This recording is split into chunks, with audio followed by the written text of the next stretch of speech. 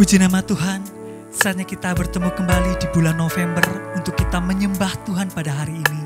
Mari kita menyanyikan pujian, Kau telah buktikan kasih-Mu Tuhan. Haleluya.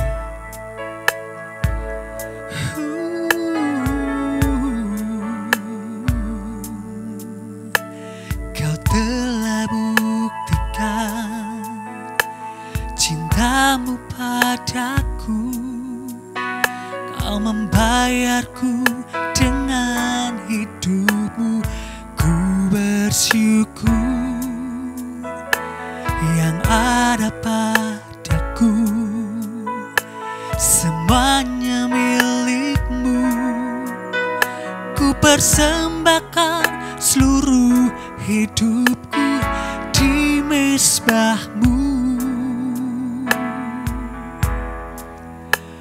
Kau telah buktikan cinta-Mu padaku. Kau membayarku dengan hidup-Mu. Ku bersyukur yang ada padaku, semuanya milik-Mu. Ku persembahkan seluruh hidupku di mezbah-Mu. Hanya Kau yang mencari tempat jawaban. Hanya Kau tempatku berharap. Berjalan bersama-Mu, ku takkan goyah, sebab tangan kasih-Mu tersedia bagiku. Selamanya Kau ku cinta.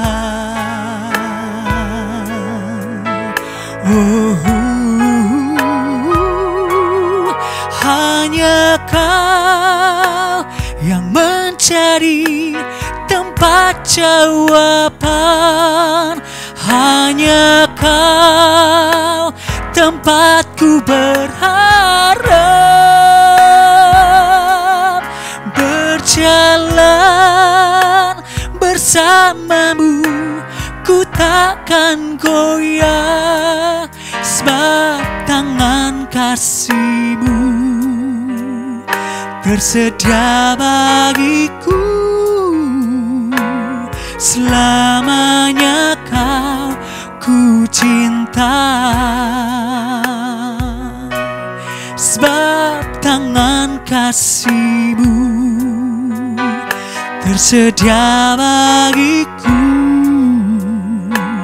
Selamanya Kau ku cinta, sebab tangan kasih-Mu, sebab tangan kasih-Mu tersedia bagiku. Selamanya Kau ku cinta.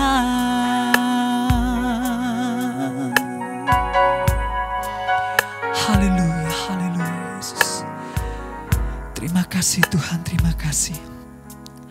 Puji nama Tuhan, saatnya kita akan mendengarkan kebenaran firman Tuhan yang akan disampaikan oleh hambanya Ibu Pendeta Esther Budiono. Waktu dan tempat saya persilakan. Haleluya. Shalom Jemaat Betani Sangkakala di Surabaya. Firman Tuhan berkata bahwa iman timbul dari pendengaran dan pendengaran akan firman Tuhan. Mari sekarang kita akan masuk di dalam kebenaran firman Tuhan. Tapi sebelum itu mari bersama-sama kita akan berdoa mengawali firman Tuhan dan memohon Tuhan akan menerangi kita. Bapa kami yang ada di dalam surga, kami datang kepadamu Tuhan, kami akan masuk di dalam kebenaran firman-Mu Tuhan. Itu sebabnya kami sungguh-sungguh memohon, biar kiranya urapan Tuhan, kuasa Tuhan, penerangan Tuhan ada atas kami. Sehingga pada saat firman-Mu itu ditaburkan, itu betul-betul akan menjadi pelita bagi kaki kami dan terang bagi jalan kami. Tuhan kami berdoa, kami sungguh memohon, biar Tuhan saja Tuhan sendiri yang akan berkata-kata atas kami. Di dalam nama Tuhan Yesus Kristus kami memohon semuanya ini. Amin. Amin. Amin. Puji nama Tuhan. Kita tahu bahwa pada waktu Tuhan menciptakan kita, Tuhan hanya punya satu keinginan, yaitu agar supaya kehidupan kita adalah kehidupan yang mempermuliakan Tuhan. Mari bersama-sama kita mau bicara jujur. Apakah betul bahwa kehidupan kita adalah kehidupan yang senantiasa mempermuliakan dan mempermuliakan nama Tuhan? Kalau kita mau jujur, berapa banyak kali kita jatuh? Berapa banyak kali kita tidak menjadi satu pribadi yang mempermuliakan nama Tuhan, tetapi justru menjadi satu pribadi yang mempermalukan nama Tuhan.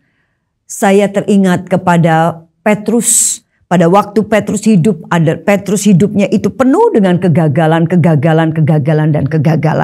Tetapi kemudian kita tahu Petrus menjadi orang yang luar biasa dipakai oleh Tuhan. Dan pada waktu Petrus menjadi sangat tua, dia menuliskan satu tips buat kita. Bagaimana agar supaya kita memiliki hidup yang hidup kita adalah hidup yang mempermuliakan nama Tuhan. Kalau bersama-sama kita membuka Alkitab kita yang terambil di dalam 2 Petrus pasalnya yang ketiga ayat yang ke-18.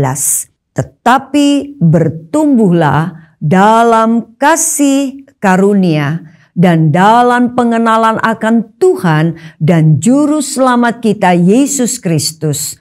Baginya kemuliaan sekarang dan sampai selama-lamanya.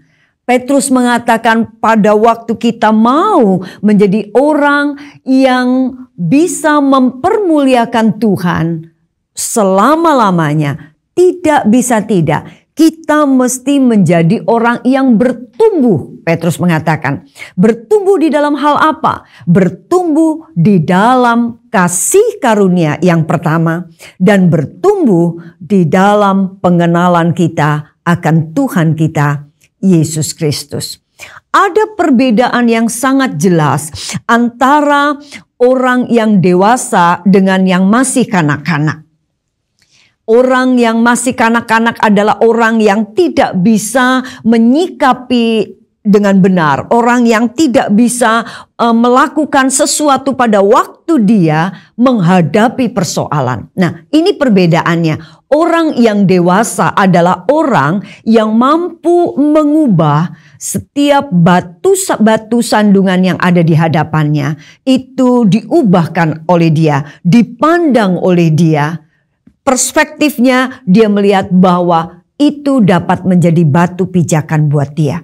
Orang yang dewasa di dalam Tuhan adalah orang yang mampu mengubah setiap pintu-pintu penghalang yang ada di hadapannya. Bukan sebagai pintu yang membuat dia justru menjadi jatuh, yang membuat dia justru menjadi mundur, yang membuat dia justru menjadi tidak bisa bergerak. Tetapi justru orang yang dewasa adalah orang yang bisa mengubah setiap pintu-pintu penghalang itu justru menjadi pintu-pintu kesuksesan.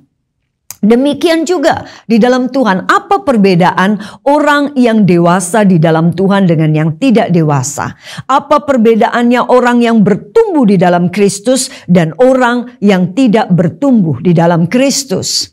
Kedewasaan di dalam Tuhan itu ditunjukkan oleh pernyataan iman yang terus. Pernyataan iman yang terus menerus sekalipun kita berada di tengah-tengah badai. Ini menunjukkan kedewasaan kita.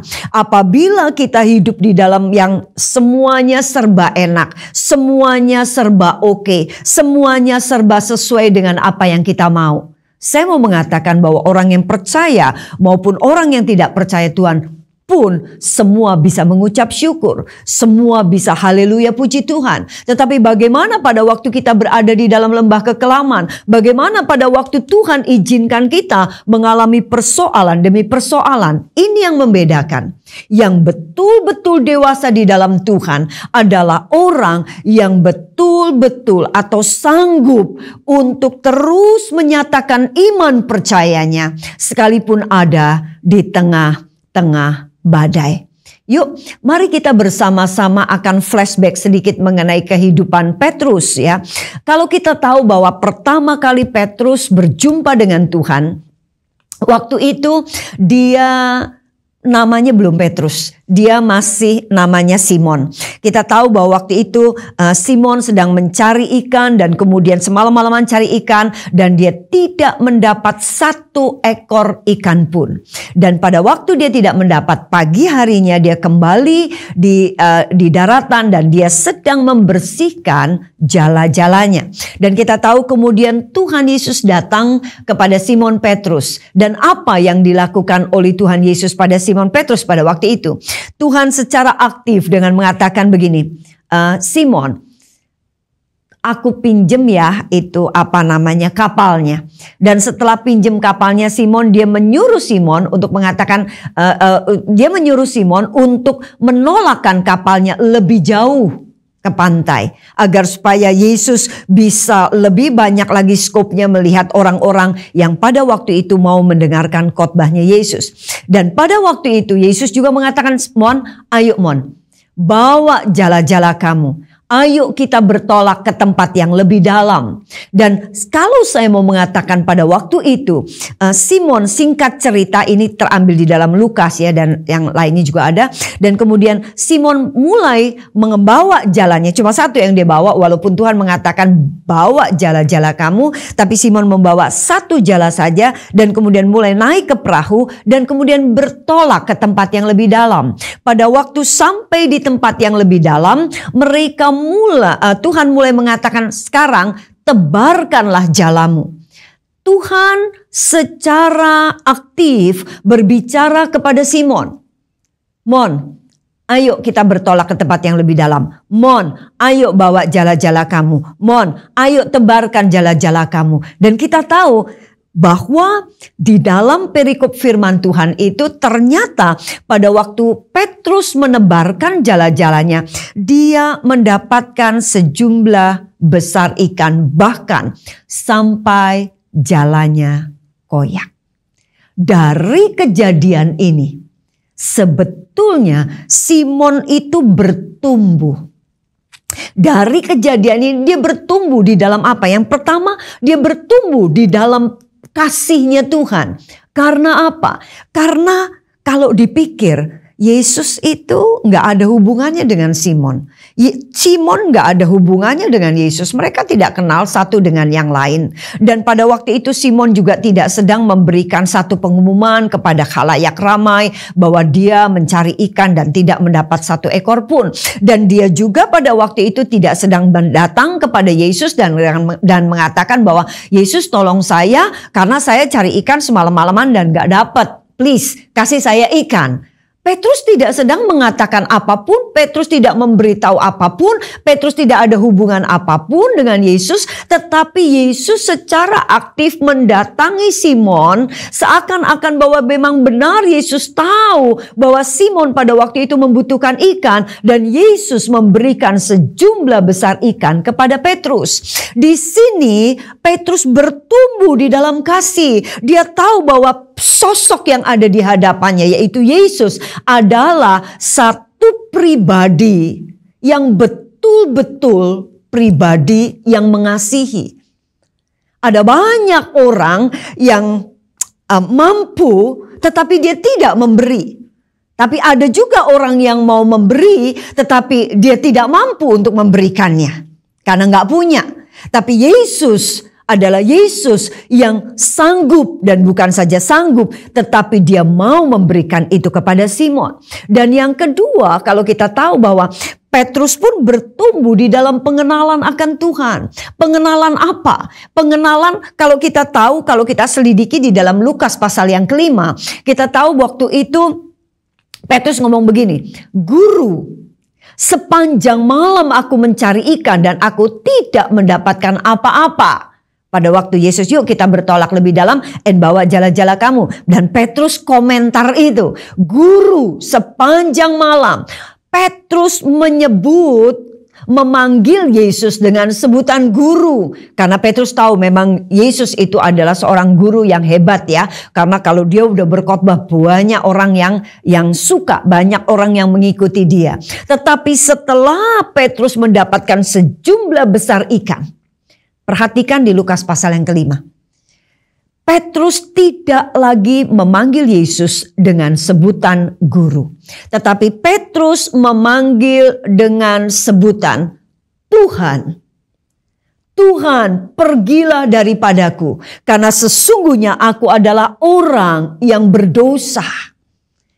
Petrus tahu persis. Petrus adalah seorang nelayan ulung. Petrus adalah orang yang dibesarkan dengan segudang pengalaman untuk bisa mencari ikan. Sementara Yesus itu adalah anaknya tukang kayu, yang seharusnya dia tidak tahu sama sekali mengenai ilmu pernelayanan. Tetapi sekarang Petrus melihat dengan mata kepala sendiri, dia adalah saksi, dan ternyata siang hari yang seharusnya impossible untuk bisa mendapatkan ikan, justru Simon mendapatkan sejumlah besar ikan sampai jalannya koyak. Ini sesuatu yang luar biasa. Di sini Petrus bertumbuh di dalam pengenalan. Ternyata pribadi Yesus yang ada di depannya bukan saja Yesus yang Maha Kasih, tetapi dia adalah Yesus yang Maha Kuasa. Seakan-akan pada waktu itu Yesus sedang memberi satu pelajaran kepada Petrus di dalam kejadian yang singkat itu.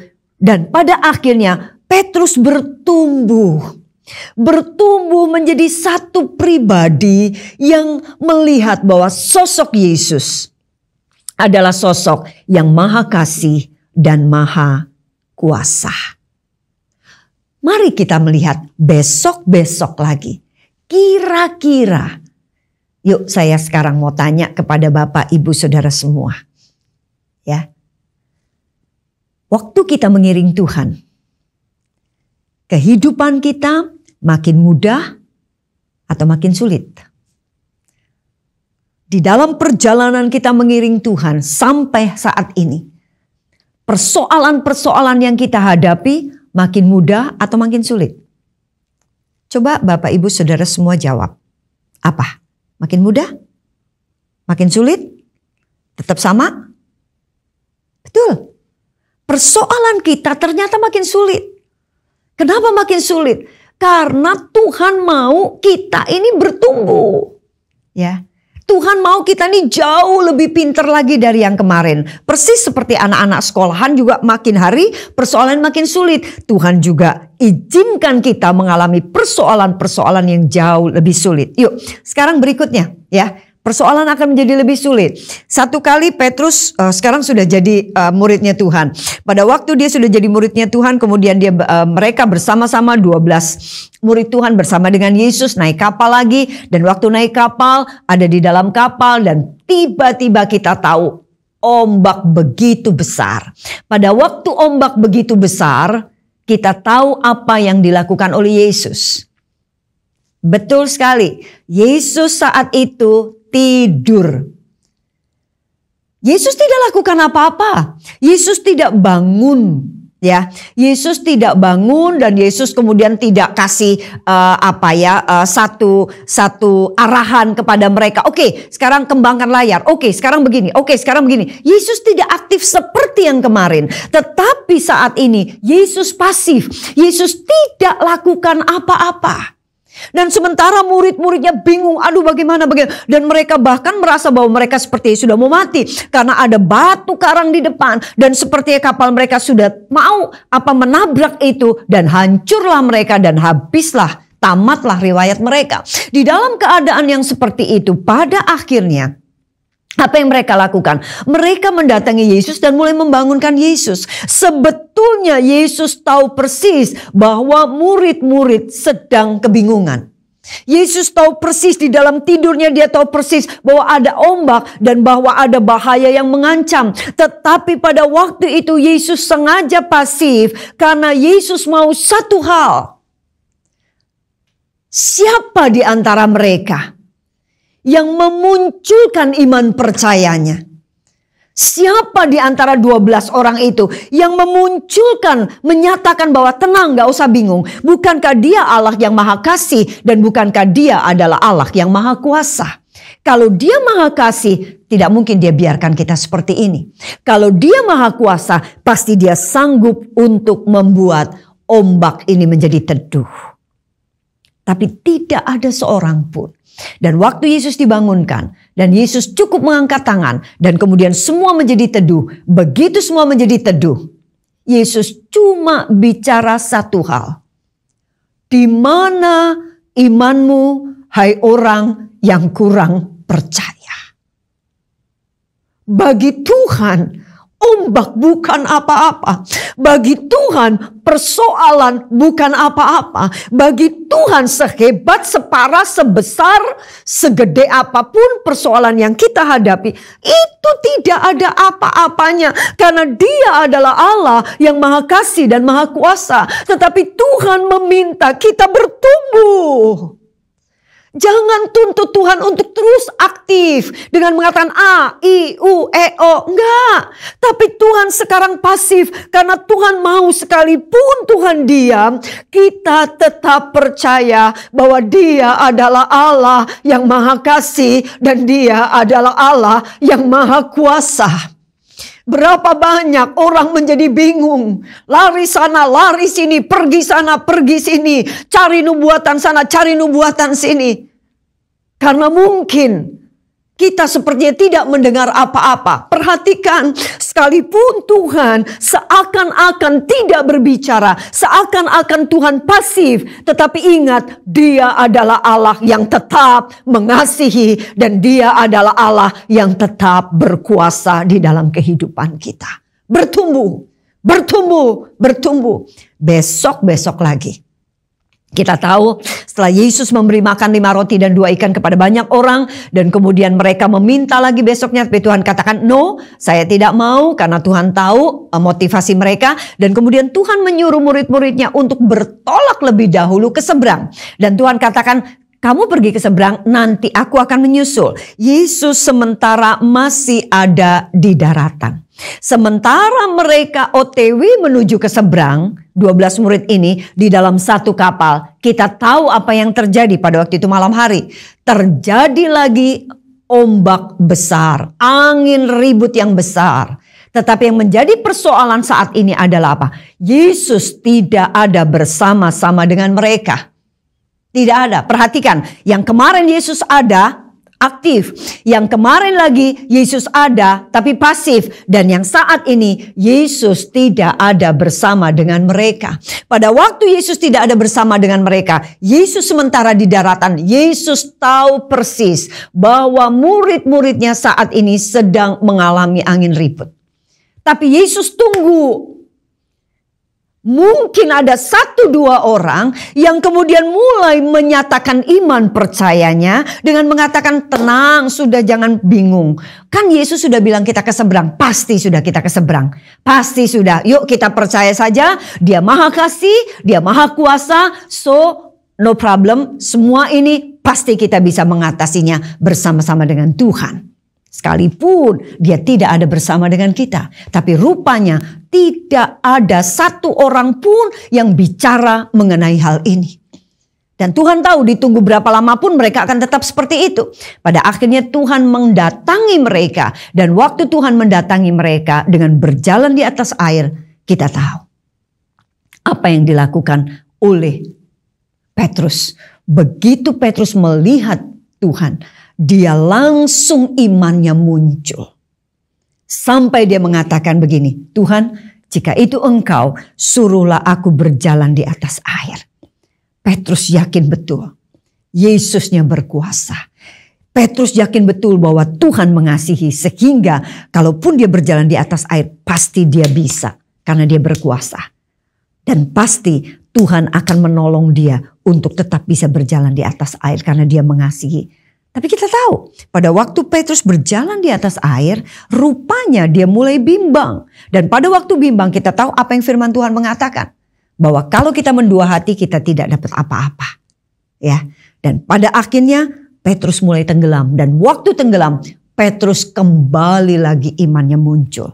Iman yang sedang mengatakan bahwa Yesus yang saat ini di depannya adalah Yesus yang mengasihi, adalah Yesus yang berkuasa. Itu sebabnya dia tangannya terangkat dengan mengatakan, Yesus tolong saya. Dan Yesus langsung ambil dan bawa Petrus ke kapal, dan pada waktu sampai di kapal Tuhan cuma bicara satu hal.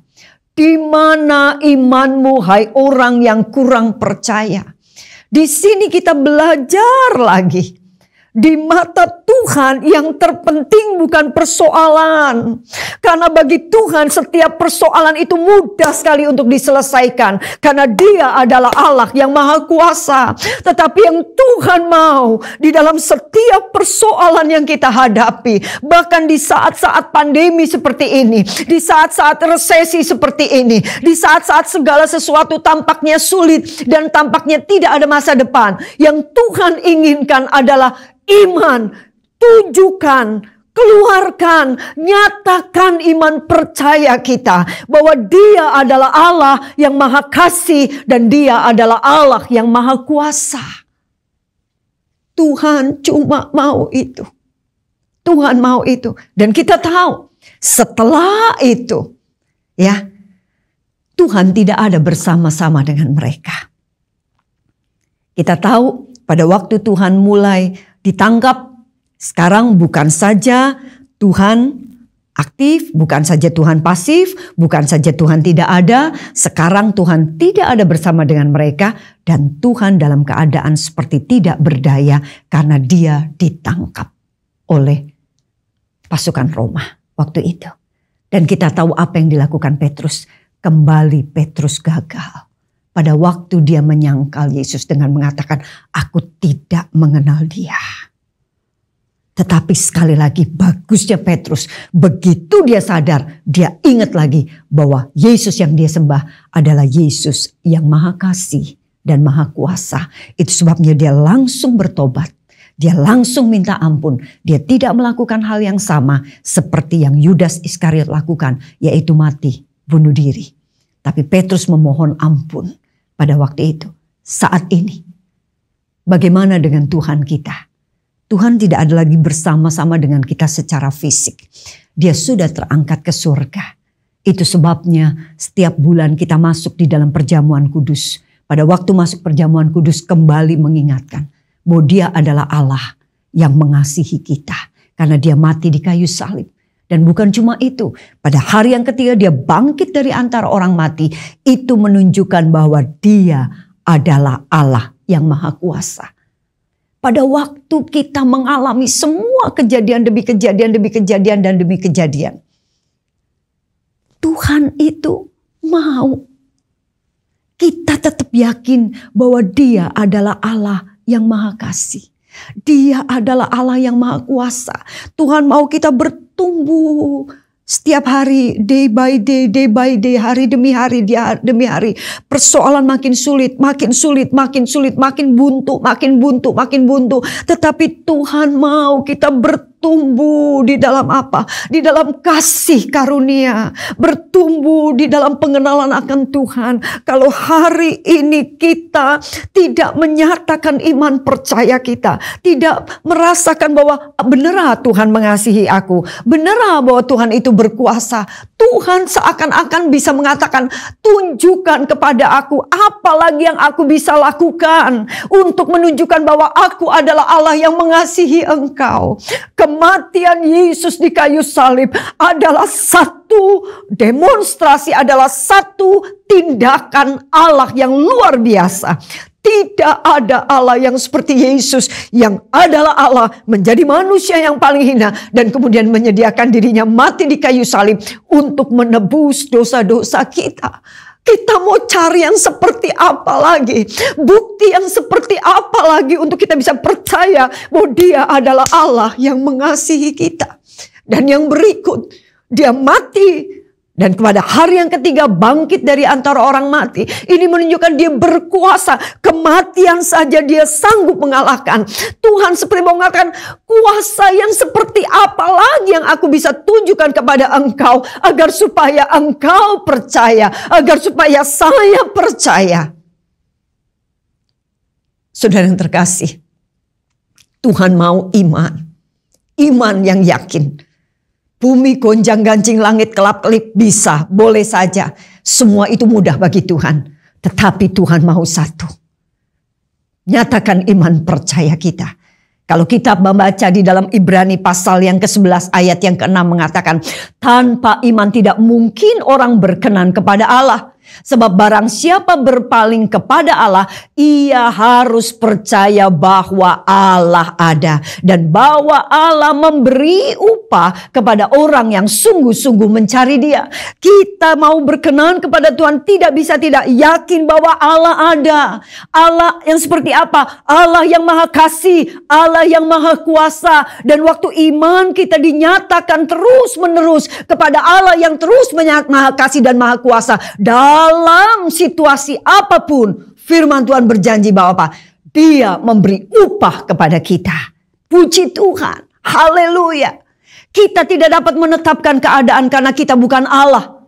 Kita nggak bisa mengatakan jangan ada ombak, jangan ada pandemi, jangan ada corona, jangan ada begini, jangan ada PHK. Kita nggak bisa karena kita bukan Allah. Tetapi kita dapat menetapkan pilihan di dalam setiap keadaan. Pilihan apa yang kita mau buat?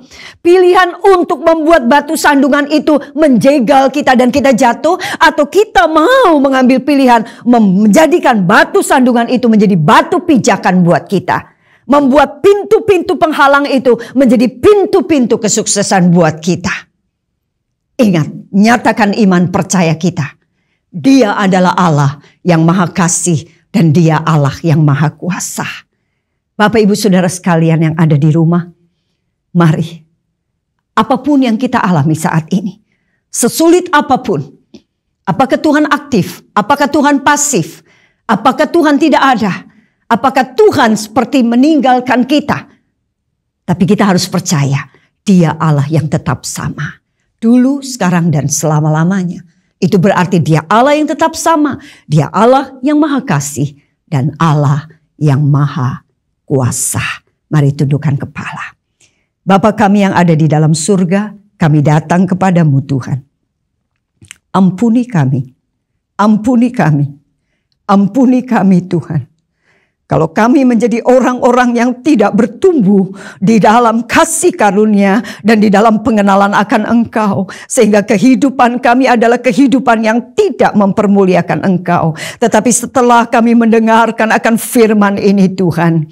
Terlebih Tuhan pada waktu kami mengambil roti dan cawan. Mengingat kembali akan kematian-Mu, akan pengorbanan-Mu, akan kuasa-Mu Tuhan. Itu membuat kami semakin yakin. Engkau Allah yang maha kasih dan maha kuasa. Tuhan, dalam keadaan apapun, kami mau terus bertumbuh dan bertumbuh dan bertumbuh. Menjadi orang-orang yang lebih lagi mengenal Engkau. Yang lebih tahu bahwa Engkau memang Allah yang sangat mengasihi kami. Kami serahkan kehidupan kami sepenuhnya ke dalam tangan-Mu. Di dalam nama Yesus kami berdoa dan kami mengucap syukur. Amin. Amin. Haleluya Yesus. Sebelum kita memasuki perjamuan kudus pada hari ini, mari kita menyanyikan pujian hidup yang putus asa tak berarti. Karena kami yakin darah Yesus yang suci sudah mengalir di atas Kalvari. Haleluya. Hidup yang putus asa tak berarti. Jalan dengan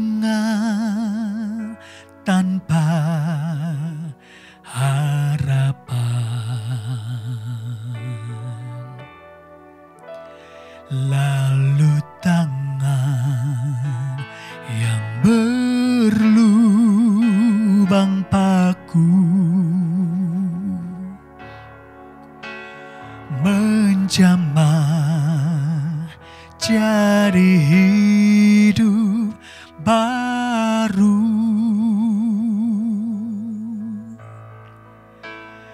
Dan kayu yang kasar mengubahku.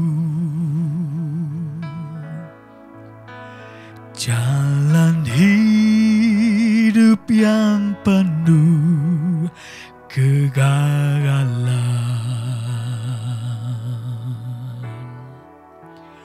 Ku puji Dia selama-lamanya,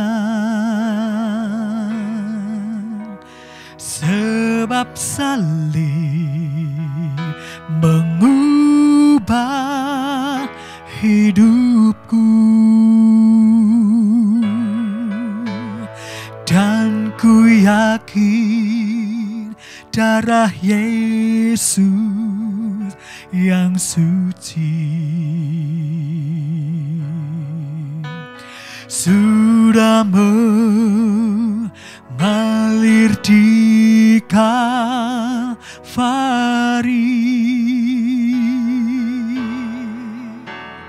Bila zaman berlalu, dunia menderu, ku tetap pegang salib Kristus.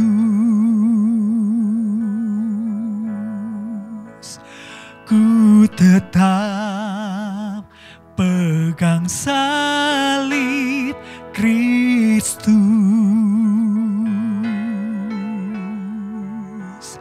Ku tetap pegang salib Kristus.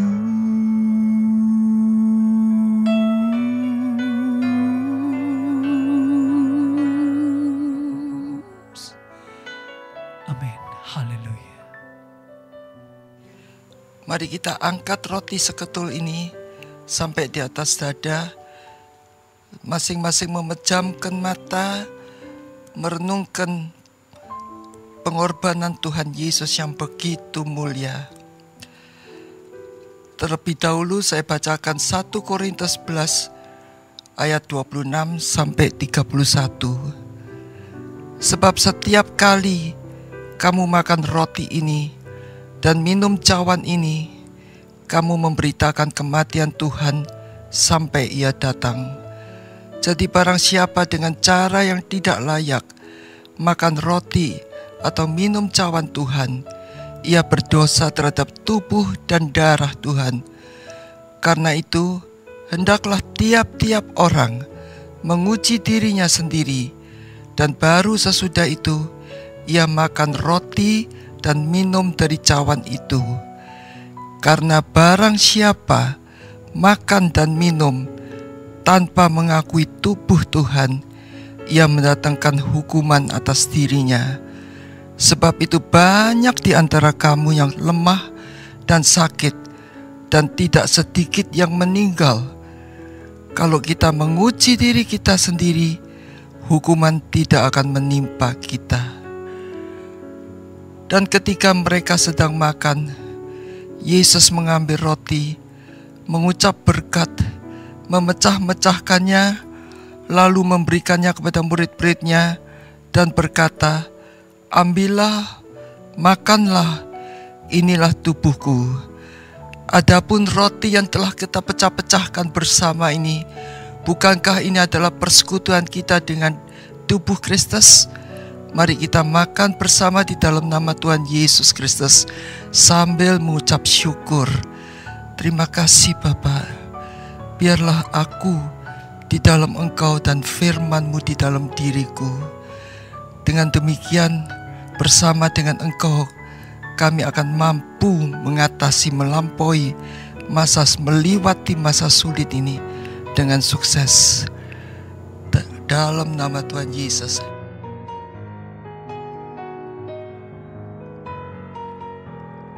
Sesudah kita makan tubuh Tuhan Yesus yang berbentuk roti seketul itu, angkat cawan yang tersedia. Sesudah itu ia mengambil cawan, mengucap syukur, lalu memberikannya kepada mereka dan berkata, "Minumlah kamu semua dari cawan ini, sebab inilah darahku, darah perjanjian yang ditambahkan bagi banyak orang untuk pengampunan dosa." Adapun cawan pengucapan syukur yang atasnya kita mengucapkan syukur ini, bukankah ini adalah persekutuan kita dengan darah Kristus? Mari kita minum bersama di dalam nama Tuhan Yesus sambil mengucap syukur dalam nama Tuhan Yesus Kristus.